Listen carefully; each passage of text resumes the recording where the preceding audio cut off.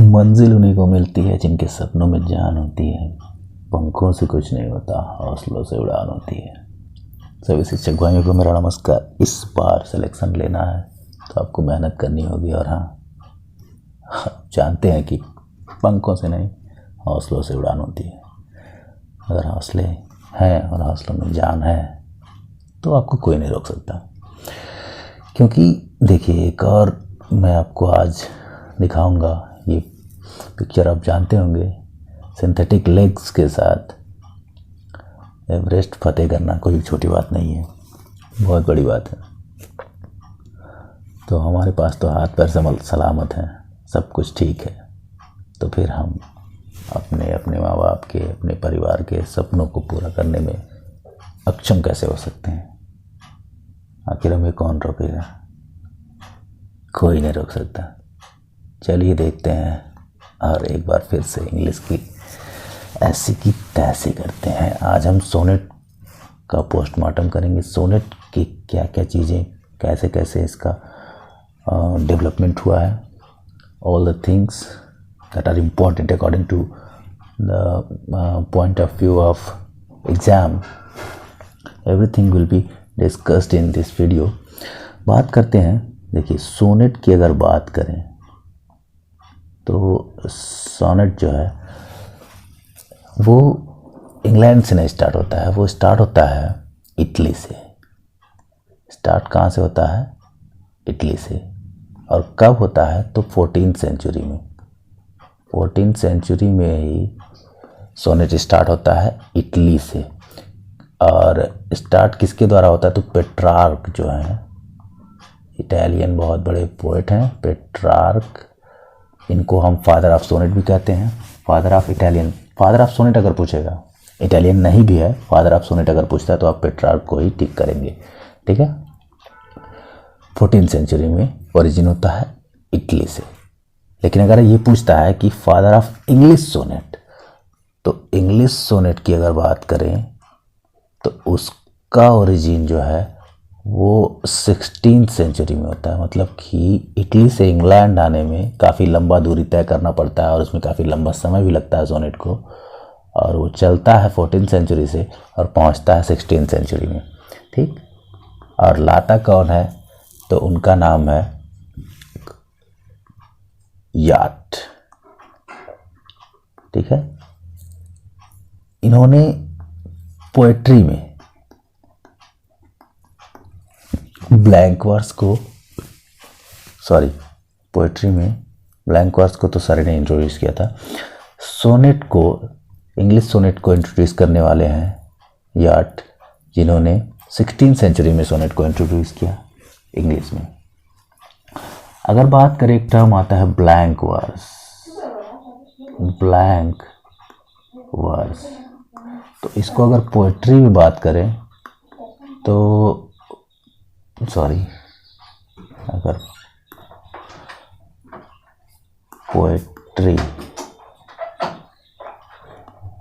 Poetry में अगर बात करें तो अर्लाफ सरे जो है, इन्होंने इंट्रोड्यूस किया था। लेकिन अगर ड्रामा में बात करें यानी कि प्ले में बात करें तो ड्रामा में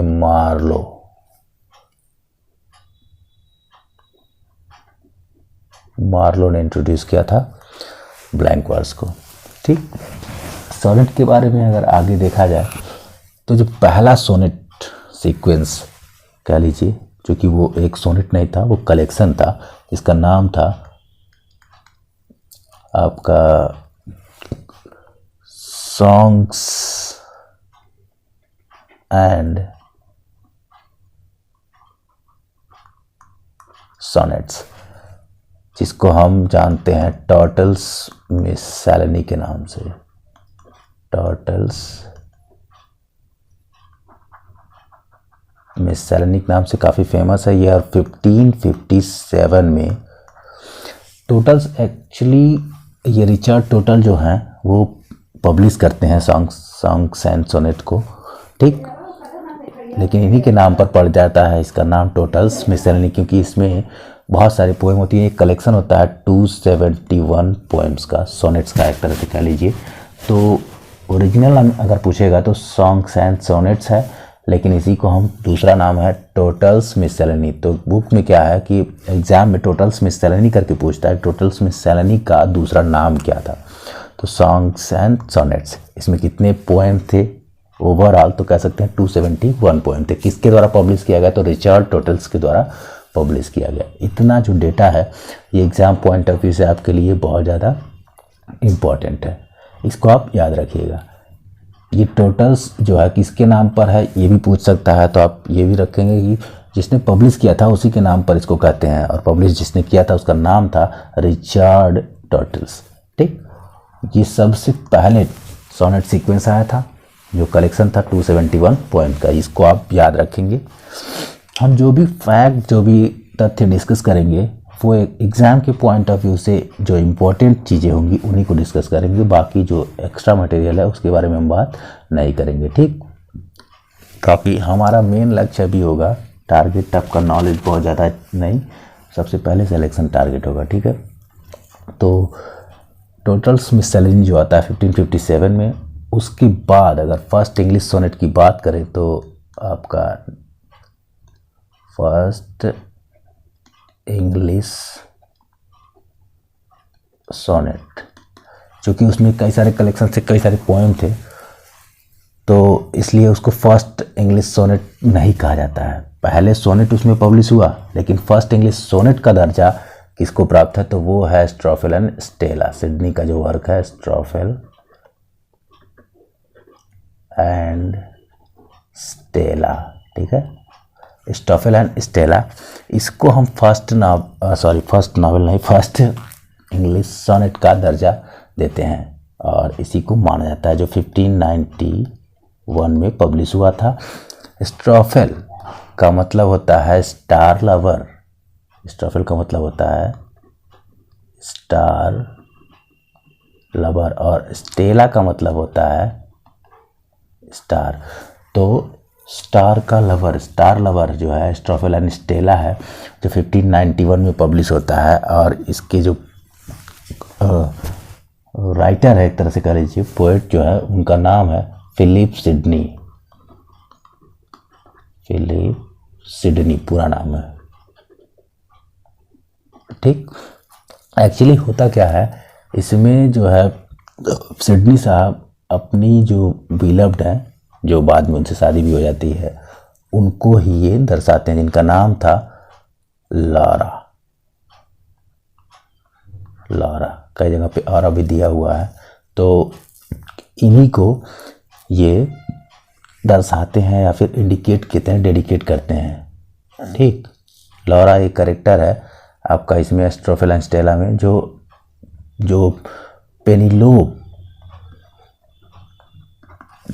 इनकी जो वाइफ थी या बिलव थी, उनसे ये प्रेरित है कैरेक्टर। ठीक, तो अब तो आप समझ ही गए होंगे कि जब स्टार लवर आ रहा है और स्टार आ रहा है तो लवर है, तो थीम क्या होगा, थीम तो लव होना ही होना है। ठीक है, इसका थीम क्या था, लव था। ये पूरा लव रोमांस के ऊपर आधारित है। टोटल नंबर ऑफ पोएम इसमें है, टोटल पोएम जो है इसमें 108 है, ये याद रखिएगा, ये भी पूछता है।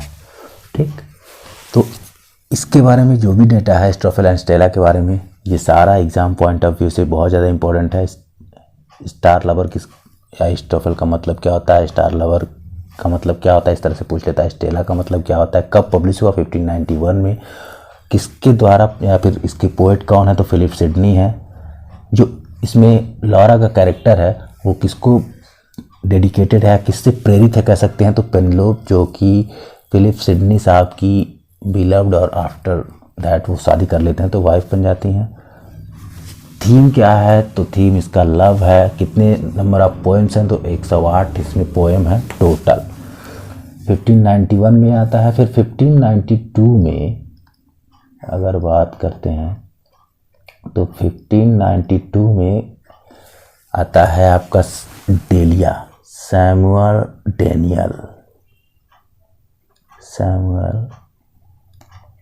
डेनियल का पोएम है जिसका नाम है डेलिया। ठीक है, ये 1592 में पब्लिश होता है, और एक्चुअली ये 1591 में ही पब्लिश होता है, लेकिन उसमें सिडनी साहब के स्ट्रोफिल एंड स्टेला के कुछ कलेक्शंस होते हैं जो स्टोलन माना जाता है, जिसकी वजह से इस पर आपत्ति जताई जाती है, तो इसको रीपब्लिश किया जाता है सैमुअल डेनियल साहब के द्वारा 1592 में। इसलिए ऑथोराइज पब्लिकेशन ईयर जो है 1592 ही मानते हैं। तो याद रखिएगा 1592 में डेलिया पब्लिश होता है सैमुअल डेनियल साहब का, जिसमें ये डेडिकेट करते हैं अपनी सिस्टर को। तो डेडिकेटेड टू हिज सिस्टर, ठीक है, सिस्टर जिनका नाम है Mary Sidney Herbert, Mary Sidney Herbert. यह देखिएगा ये अलग है और आपका ये अलग है डेटा, ये सिडनी से रिलेटेड नहीं है ये, तो उससे कंफ्यूज मत होइएगा। इनका दूसरा नाम भी है, लेडी पेम्ब्रोक भी इनको कहा जाता है, तो वो भी आप लिख लीजिए, लेडी पेम्ब्रोक इनको कहा जाता है, लेडी पेम्ब्रोक, ठीक। ये 1592 में पब्लिश होता है। डेलिया जिसका नाम है सैमुअल डेनियल ने पब्लिश किया था, तो डेनियल का डेलिया याद रख सकते हैं। बस ये इंपॉर्टेंट चीज़ क्या है कि किसको डेडिकेटेड है, तो सिस्टर, अपनी सिस्टर को डेडिकेट करते हैं, जिनका नाम है मैरी सिडनी हर्बर्ट, और जिनको लेडी पेम्ब्रोक भी कहा जाता है। तो ये पूछ लिया जाता है कि लेडी पेम्ब्रोक कौन है, या फिर लेडी पेम्ब्रोक से आप क्या समझते हैं। तो मैरी सिडनी हर्बर्ट ही लेडी पेम्ब्रोक हैं, जो कि सैमुअल डेनियल साहब की सिस्टर है। इनको इन्होंने इंडिकेट किया था, डेडिकेट किया था डेलिया नामक सोनेट में। 1592 के बाद 1593 में एक पोएम आता है जिसका नाम है आइडिया। जी हाँ, आइडिया का सिम नहीं है, आइडिया जो है 1594 में ये कलेक्शन आता है, 1594 में ये पब्लिश होता है। इसके पोएट है माइकल ड्राइटन,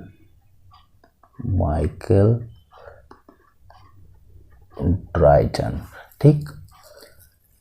इसका भी थीम आपका लव ही है, लव पोएट्री है, तो थीम लिख लीजिए लव है, क्योंकि स्टार्टिंग से लेकर के एंडिंग तक मतलब पहली लाइन में लव आ गया है, into this love so but for patience look. तो लव हर जगह पे इसमें यूज़ हुआ है। लगभग 1594 में पब्लिश हुआ। बस इतना याद रखिएगा कि आइडिया किसका सोनेट है, तो माइकल ड्राइटन का सोनेट है, थीम इसका लव है, आप याद रखिएगा। पहली लाइन कभी कभी पूछ दी जाती है, into this love so but for passion so. थोड़ा शार्ट में करना है वीडियो, इसलिए मैं ज़्यादा डेटा आपको दे नहीं पा रहा हूँ, बहुत डिटेल में करना भी नहीं है हमको, एक्चुअल चीज़ें ही देखनी है। तो ये हो गया 1594। उसके बाद 1595 में आता है लैंडमार्क वर्क। 1595 में एमोरिटी, ठीक है, आप नाम याद आ गया होगा आपको, द ग्रेट स्पेंसर, ठीक है, ये स्पेंसर का वर्क है, ठीक। एमोरिटी जिसमें आपका 88 पोएम है, बहुत ज़्यादा इम्पोर्टेंट है, ये काफ़ी फेमस भी है। और इसके बाद सोनेट का कलेक्शन आता है 1609 में, जो आपको याद रखना है, द सोनेट। और ये किसका है, तो ये है द ग्रेट विलियम शेक्सपियर।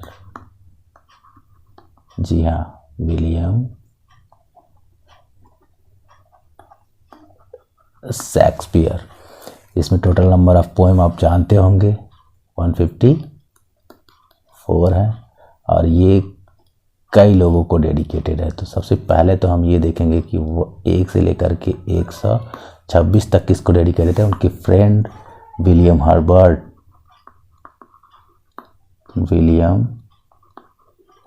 को डेडिकेटेड है, जिनको हम शॉर्ट में WH भी कहते हैं, मिस्टर WH, यानी कि विलियम हर्बर्ट को डेडिकेटेड है। उसके बाद 127 से लेकर के 152 तक, याद रखिएगा कि ये नंबर ऑफ पोएम्स पूछा जाता है, अक्सर पूछा जाता है कि विलियम हर्बर्ट को कितनी पोएम डेडिकेटेड हैं तो 126, टोटल 126 हो जाएंगे। और डार्क लेडी, ये जो 127 से 152 तक है, ये डार्क लेडी को संबोधित है, तो टोटल नंबर ऑफ पोएम कितने हो जाएंगे? 26 हो जाएंगे। ये भी एग्जाम में पूछा गया है, टीजीटी के पूछा हुआ क्वेश्चन है। मैं जो भी डेटा आपको दे रहा हूँ लगभग वो क्वेश्चन बन चुका है, तो इसलिए बहुत इंपॉर्टेंट है। इसके बाद टोटल 154 है, तो 153 एंड 4 ये गॉड की स्तुति में लिखे गए हैं। तो याद रखिएगा कि 2 पोएम जो है वो गॉड की स्तुति में लिखे गए हैं, 26 पोएम डार्क लेडी को संबोधित है, और 126 पोएम टोटल उनके फ्रेंड विलियम हर्बर्ट, या फ्रेंड कह लीजिए या फिर हो सकता है उनके लॉर्ड ने सराहा हो, क्योंकि जो डेटा है उसके हिसाब से कई ये कहा जाता है कि जो उनका डार्क केस था शेक्सपियर का, उसमें कई सारे मत आए हुए हैं। कोई कहता है कि डियर बोचिंग का केस उनके लिए सही है, तो कोई कहता है कि वो स्कूल टीचर बन गए थे, कोई कहता है कि इंग्लैंड में जाकर के जो लॉर्ड्स होते थे उनके घोड़े को देखते थे, तो कई सारी बातें हैं। तो विलियम हर्बर्ट का नाम वहीं से आता है। ठीक, ये इतना डेटा जो है वो आपके लिए ज़रूरी है। एक और जो पोएम है, पोइट्री की बात चल रही है, तो मैं चाहता हूँ कि आपको बता दूँ, हालांकि वो सोनेट नहीं है लेकिन फेमस बहुत ज़्यादा है, फेयरी क्वीन।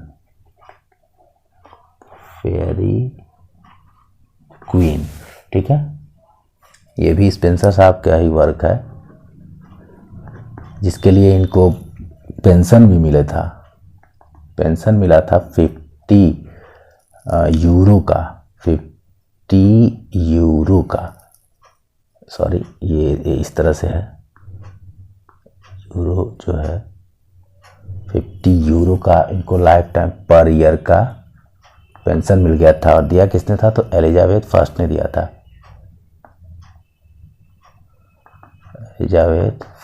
था। क्यों दिया था? क्योंकि इनकी स्थिति में इन्होंने फर्स्ट 3 बुक, जो पहले की 3 बुक थी, फर्स्ट 3 बुक ये डेडिकेटेड था एलिजाबेथ फर्स्ट को उनकी स्तुति में। मतलब कि एक तरह से चापलूसी वाला पोएम कलेक्शन था। लेकिन हाँ, फेमस बहुत ज़्यादा हुआ, इसकी वजह से इनका नाम बहुत ज़्यादा हुआ, क्योंकि इसकी वजह से एलिजाबेथ फर्स्ट ने इनको 50 यूरो का पेंशन बांध दिया पर ईयर के लिए। तो स्पेंसर के लिए काफ़ी इम्पोर्टेंट पोएम कलेक्शन था, एक तरह से कह सकते हैं, जिसमें 12 बुक का प्लान किया गया था। 12 बुक जो थी, 12 बुक्स आर प्लान्ड। एंड ऐसा क्यों कहा गया है? क्योंकि प्लान तो 12 बुक थी, लेकिन 6 ही बुक है जिनको पब्लिश किया गया। ठीक, तो 6 books were published but 12 books were planned. ठीक, फर्स्ट एडिशन में आपका 1 से 4 आता है। फर्स्ट एडिशन में 1 से 4 बुक जो है वो आती हैं। फिर सेकेंड एडिशन में आपका में 5वां और 6वां बुक जो है वो पब्लिश होता है। तो ये याद रखिएगा, डेटा बहुत ज़्यादा इम्पोर्टेंट है, फेमस भी हुआ था। ये 1590 में आया था, 1 मिनट, 1590 में, 1590 में आया था, यहाँ लिख दे रहा हूँ मैं, 1590 में आया था फेयरी क्वीन, जो बहुत ज़्यादा फेमस था और स्पेंसर के लिए एक बहुत ही अहम पोएम साबित हुई थी, क्योंकि इनको भाई पैसा सबसे मेन है। और उस समय 50 यूरो काफ़ी मायने रखता है, बहुत बड़ा रकम है, जिसकी वजह से उनको लाइफ स्टाइल में भी काफ़ी सुधार हुआ और उनके लिए काफ़ी मददगार साबित हुआ। तो इसलिए ये पोएम काफ़ी इम्पॉर्टेंट है, कलेक्शन एक तरह से कह लीजिए, क्योंकि इसमें 12 बुक प्लान किया गया था और 6 बुक पब्लिश हुआ था। तो 6 किताब मायने रखता है। हालांकि ये सोनेट नहीं है, ये मैं आपको पहले ही बता चुका हूँ, ये सोनेट नहीं है। ठीक है, तो याद रखिएगा। इसके बाद 2-4 वर्क और भी हैं जो इम्पोर्टेंट है, जैसे आपका मान लीजिए हॉली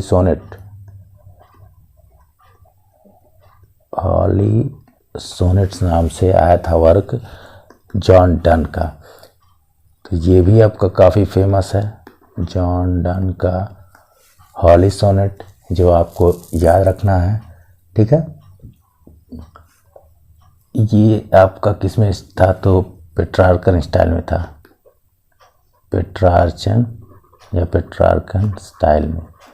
और जो अभी मैंने आपको बताया क्या नाम है, फेरी क्वीन, यहाँ से स्पेंसर इंट्रोड्यूस करते हैं स्पेंसरियन जो है स्टाइल। तो स्पेंसर का स्टाइल बहुत ज़्यादा फेमस है। सोनेट में कई लोगों के, जो पेट्रार्क ने जो इंट्रोड्यूस किया था तो उनका एक स्टाइल था, इसके हिसाब से राइमिंग स्कीम बन गई है। तो मैं आपको बता दे रहा हूँ कि सबसे पहले जो है पेट्रार्चन स्टाइल चलता था, फिर बाद में 1590 से फेरी क्वीन जब आया तो स्पेंसर ने अपना लॉन्च किया, एक तरह से कह सकते हैं स्पेंसरियन स्टाइल सोनेट का। और फिर शेक्सपियर आते हैं तो उनका एक अलग स्टाइल है, और जो मॉडर्न चल रहा है वो अलग है। तो मैं चारों आपको बता ही देता हूँ, ठीक है। हॉली सोनेट जो आया वो जॉन डन का था।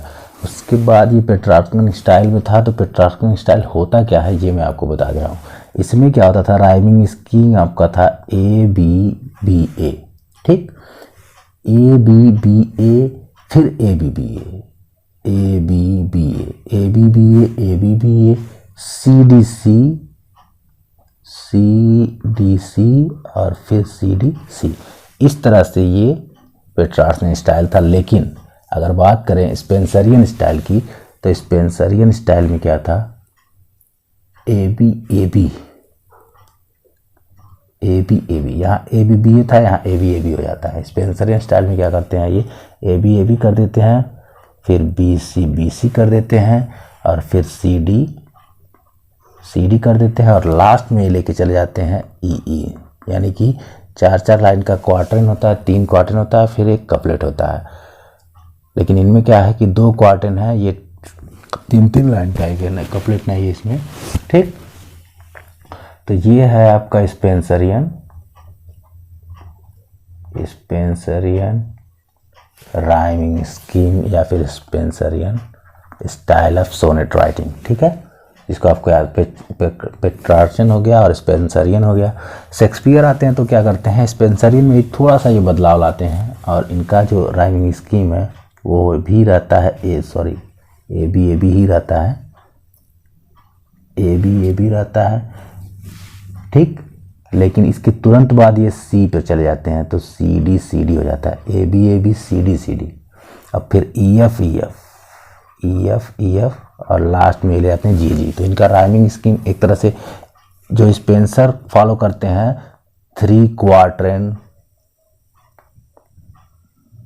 एंड 1 कपलेट, वही चीज ये भी फॉलो करते हैं। शेक्सपियर भी वही चीज़ फॉलो करते हैं स्पेंसर की तरह से, लेकिन उनका जो राइमिंग स्कीम था स्पेंसर का वो अलग था, और इनका राइमिंग स्कीम अलग था, थोड़ा सा अंतर था। स्पेंसर कहते हैं ABAB का राइमिंग स्कीम लाते हैं, फिर BC, यानी कि ये पहला वाला जो क्वार्टरन होता है उसका जो है इफेक्ट रहता है आपका दूसरे में, और दूसरे का इफेक्ट रहता है तीसरे में। लेकिन शेक्सपियर का जो था वो पहला क्वार्टरन पूरी तरह से अलग, फिर दूसरा पूरी तरह से अलग, तीसरा पूरी तरह से अलग, और जो कपलेट है वो पूरी तरह से अलग। राइमिंग स्कीम में डिफ्रेंशिएट कर देते हैं। लेकिन जो मॉडर्न स्टाइल है उसमें तो पूरी तरह से अलग है। मॉडर्न स्टाइल आपका है AA, BB, CC, DD, EE, FF and GG, इस तरह से। इसमें सब कपलेट ही हैं, ठीक। तो ये आपका है मॉडर्न स्टाइल। सोनेट की बात हो रही है। सोनेट के जो राइमिंग स्कीम है, सोनेट का जो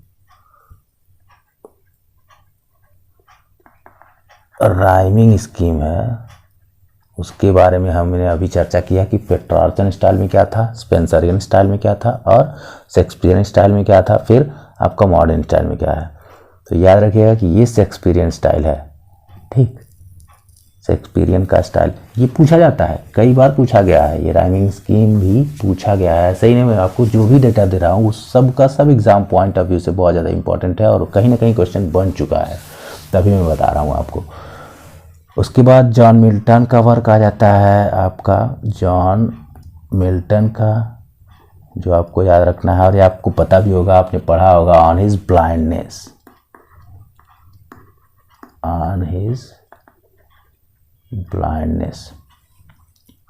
एक मिनट, ऑन हिज ब्लाइंडनेस, जिसमें वो बताते हैं, पछतावा व्यक्त करते हैं, फिर आपको अपने आप को कंसोल करते हैं, और वो मानते हैं कि हाँ जो गॉड का जस्टिफिकेशन है जिस तरह से उन्होंने किया है सिस्टम बनाया है इस वर्ल्ड का, वो एक तरह से सही है।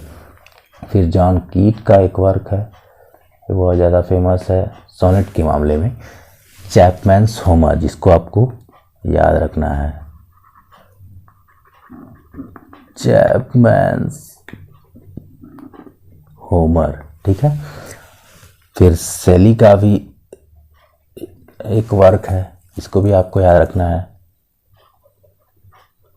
इंग्लैंड इन 1819, इंग्लैंड इन 1819, ये आपको याद रखना है, इंग्लैंड इन 1819, ये सेली का वर्क है। और वर्ड्सवर्थ ने भी एक ही सोनेट लिखा है शायद, वर्ड्सवर्थ का भी सोनेट है, इसको भी आप याद, नहीं एक और सोनेट है जो इन्होंने लिखा है लंदन 1802, वो भी है। तो द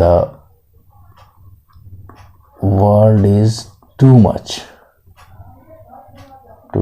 विथ अस, ये है। फिर लंदन 1802, ये भी इनका है वर्ड्सवर्थ का। तो ये सारे वर्क्स हैं जो आपको याद रखने हैं, ठीक।